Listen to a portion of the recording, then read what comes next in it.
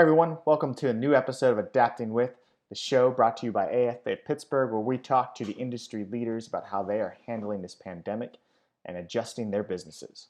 Today, we have the CEO from Chemistry, Ned Show. Ned, say hello. Sure. I'm Ned Show. I'm the CEO of Chemistry. We're an integrated advertising agency with offices headquartered here in Pittsburgh, but we have offices in Atlanta and Miami as well. I'm a group of about 5 partners in the business that are owners. We're privately held. We have a diverse client roster, lots of B2C, lots of B2B clients. Locally, nationally, some of our larger accounts are H&R Block, Massage Envy. We work with the NFL. We work with T-Mobile. In the Pittsburgh market, our largest client is UPMC Health Plan. We've worked with that account for almost 10 years now. But we also work with brands like Duquesne Light and others. And why have you been a member of AAF Pittsburgh? Well, I think it's really important that our industry supports one another. And I think that, at times the Pittsburgh ad community has kind of peaked and valleyed like lots of industries. We've grown and we've, constricted at times depending on the economy. And I think that the AA has always been, a foundational bedrock piece of the advertising community here in Pittsburgh. And it's really helped young people get involved in the business. It's helped provide resources to owners of agencies. I just think the social aspects of getting people together, creative people need to be exposed to one another. I think a lot of really good things happen when creative people have an opportunity in a forum to talk and collaborate and get to know one another. I think it's without question been, a huge positive influence in the Pittsburgh advertising community. Oh, that's a great insight. I think you're really hitting the nail on the head of how we're better together than we are being separate. How is obviously a lot has changed in the last few months. So how has leading an agency changed for you in the last few months, and how have you adapted to that? That's a great question. It's like every business, like every human being that's going through this, it has been challenging. And I think, communication has been key, ongoing communication and dialogue with all the folks that work here. We have an amazing team across the board, the best people in the business work in Chemistry, in my humble opinion. Great character, great commitment. The staff that work in all the offices have been just pure professionals, just have been, put their head down and went to work. So, I'm very fortunate in that regard, that we've got talented, dedicated folks that work here. So I think, part of it is communication, part of it's ongoing dialogue with everybody. Part of it is finding ways, or at least trying to be creative in ways that people can see each other, like Zoom and doing virtual happy hours and things like that. But a lot of it's just, unfortunately, it's just working the phone. I talk to my other partners, and sometimes it's literally back to back to back all day, because you just don't have that opportunity to walk around and kind of socialize with people and get a temperature on what's going on and how a project is going.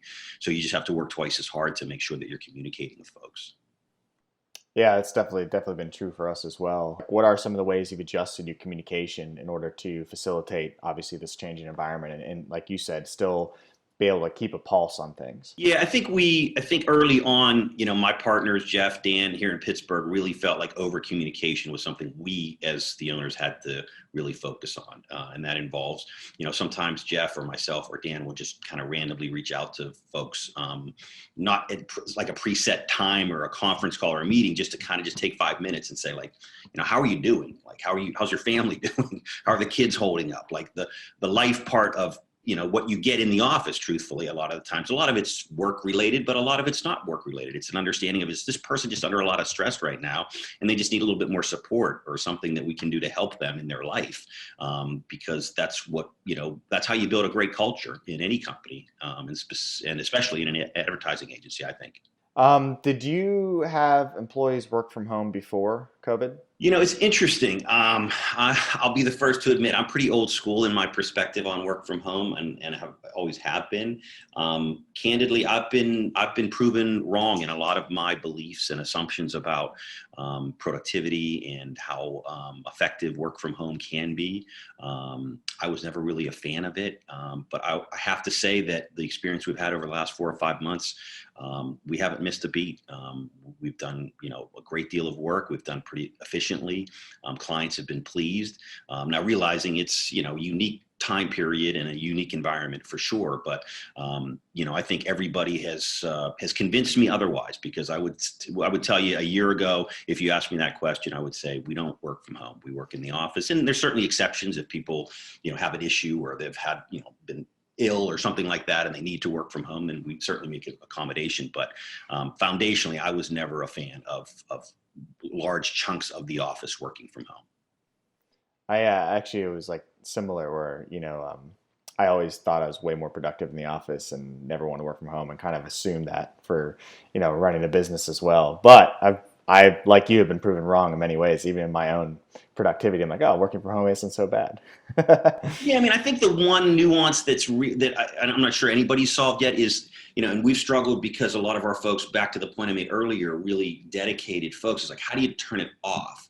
How do you respectfully step away from the email box and client requests and so forth? Because I think, if anything, the company and our folks have struggled the most with, like, how do you respectfully unplug? It's one thing when you're in the office and you leave the office, there's sort of a mental, and there's also sort of the client is doing the same thing, right? They're working all day and then they're getting in their car. So there's sort of a natural instinctive close of the day.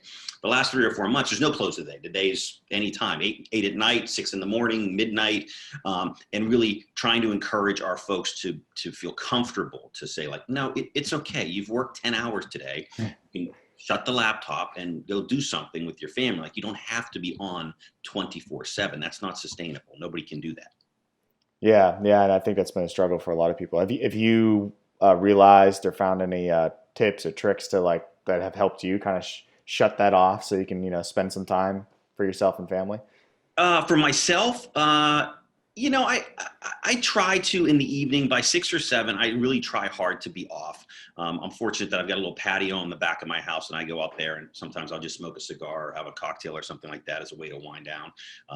But I can't help myself before I go to bed. I look at the phone. I'm sure the entire world does that. And sometimes you get sucked into stuff and you wish you didn't. It's like everything. You have to build a habit. You got to make a habit out of it. And over time, it becomes your reality. So I'm not sure I'm doing a lot better than anybody else, but I think acknowledging it and realizing that it's something we got to get our hand on. I mean, we did way early on. We were just inundated with work with a lot of clients, certainly from a communications perspective, about how they're handling the COVID crisis. H&R Block, one of our biggest clients, tax season got blown up. So they're communicating out to customers, you do have to file your taxes. You don't have to file your taxes. Here's what that reality looks like. So we're working around the clock.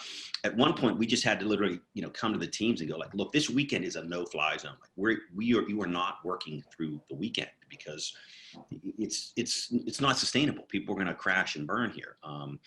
So we had to, at some point, actually get pretty tough about, like, you can't work anymore, which is, kind of crazy thing to say. But we really did have to get pretty script, and also push that down to the managers and the rank and file folks to say, like, look, tell your folks, like, it's okay. They can say this is going to take 2 more days. And communicating that is all right.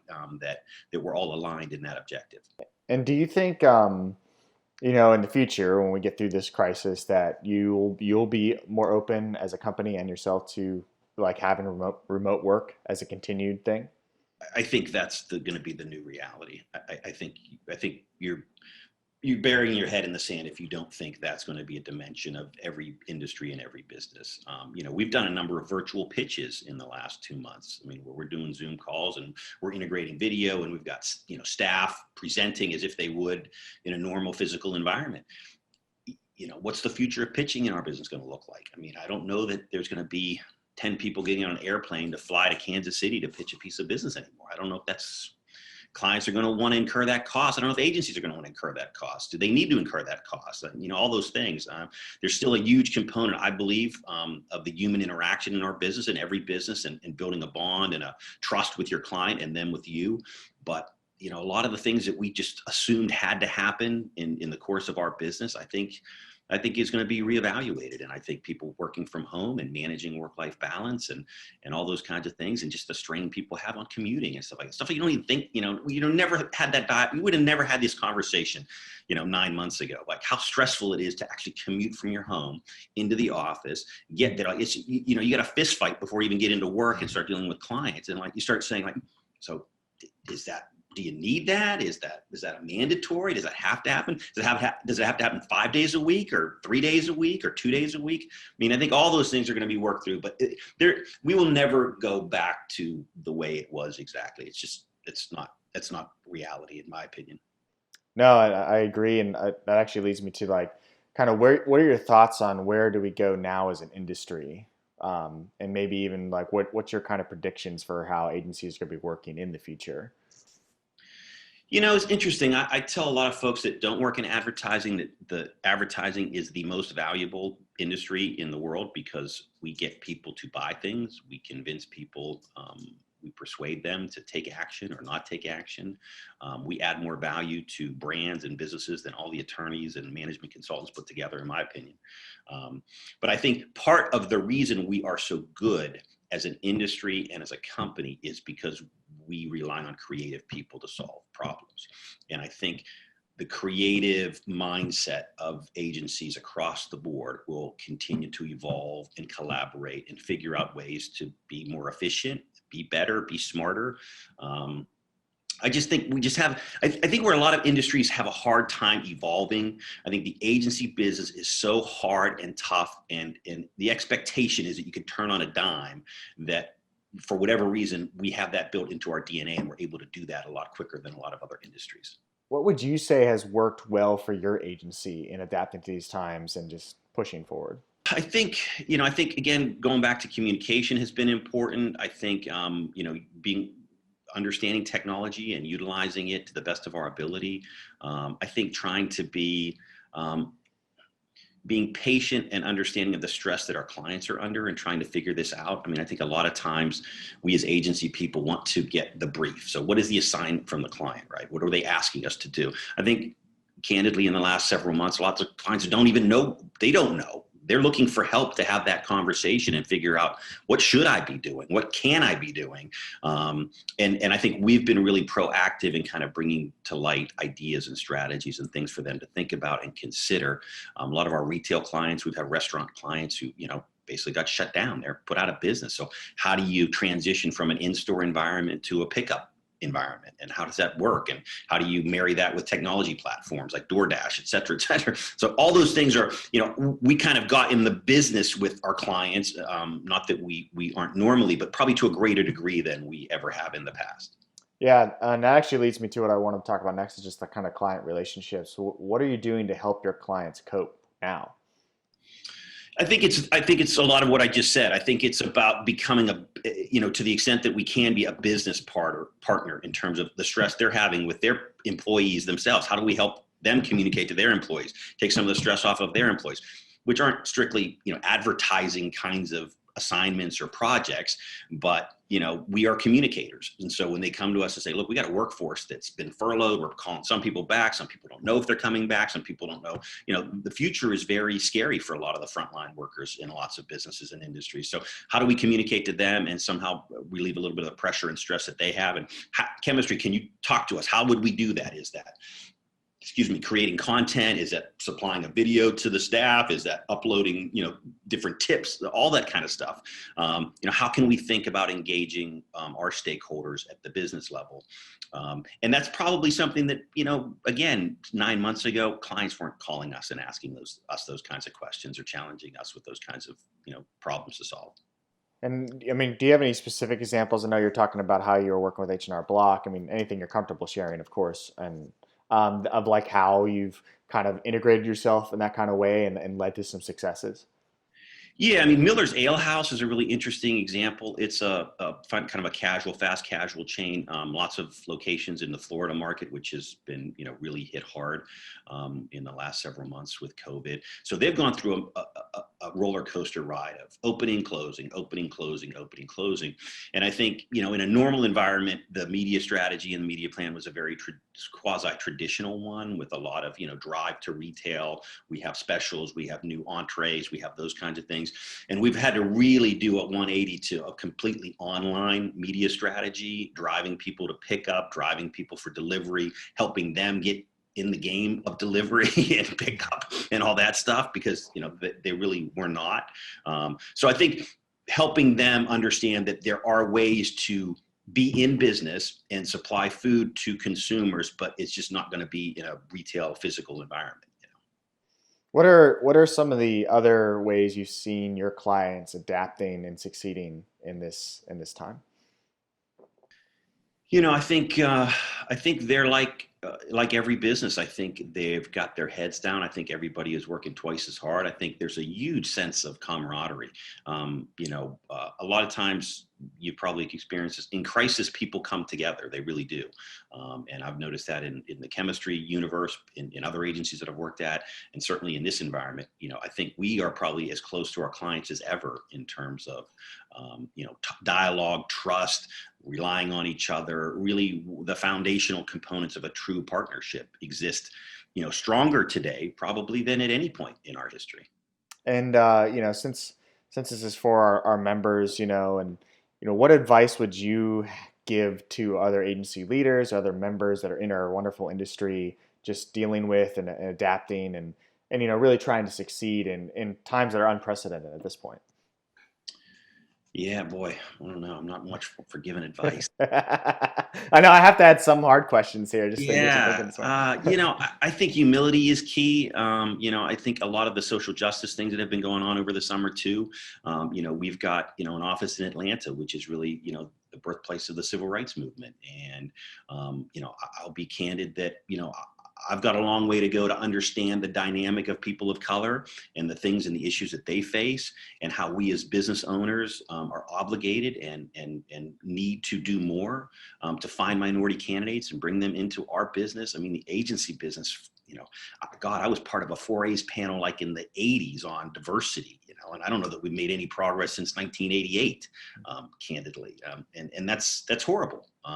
That's something that's not acceptable. We've got to do a better job of reaching out to minority candidates, coming up with really creative, interesting ways to get internships established, getting a better presence on minority campuses. I think all those things, I think that's been a real eye opener for me. I think businesses in general, I think the country is opening their eyes to a lot of those things. And I think you need to have a certain degree of humility to understand that you need to listen to people and understand where they're coming from and what their challenges are. And it's not probably your experience. It hasn't been my experience, truthfully. So I think lots of things in life get better when you listen and, you stop talking and you hear what other people have to say and you get their perspectives. What are, the positives that have come out of this in your mind? Whew, man, a lot more time with my family, that's for sure. But those first 2 months were like, wow. And I've got 2 kids at home, and it was a lot of no more school, and we're together a lot, which, as a parent, I'm sure everybody's been like, man, that's great some days, and boy, it's an adventure on other days. But I think it's resiliency. I think chemistry was started in 2008. Literally, like a bunch of bozos got together and said, "Look, the stock market is crashing. The world is coming to an end. Let's start our own business. Let's go out on our own and become, the 3,947th advertising agency." But I tell the story a lot of times to folks that join the company. What that really did, though, was establish a perspective and a sense of resiliency in the company, which is like, whatever it is, whatever the challenge is, we'll band together and we'll get through it. And I think that becomes part of your DNA. It becomes part of your culture. And if you have that, when something like this happens, when a pandemic hits or the next economic crisis, I think you have a strength and a belief in the company that the people will come together and that we'll get through it. What do you think, and it can be funny, but what do you think is like a non-positive aspect of, having to work from home more often or just dealing with, the current climate of things? Yeah, I mean, I think, chemistry is like lots of agencies. I mean, we have fun at the office. Like, we enjoy each other's company across the board in Miami, in Atlanta, in Pittsburgh. I mean, we just have phenomenal people, and there's an energy to that. There's an energy to being with other people, creative people in our business, and the laughter and the humor and the sarcasm and all that stuff is energizing, and it's enjoyable. I'm so lucky. I get to, in normal conditions, I get up every day and I go to someplace I love to be. I love to work with the people I work with. with. I love to work with the clients I work with. And you miss that, you just miss the human interaction. You miss the energy of a place filled with, dynamic people laughing and talking. And that's hard. And I've missed that a great deal. And I know others have said versions of that to me as well. Yeah, I'll say I look forward to the day when we can all get together and have drinks as a club in AFA Pittsburgh, or even with our own companies would be fantastic. I think it will be an exciting time when we get there. Ned, thank you so much for your insights.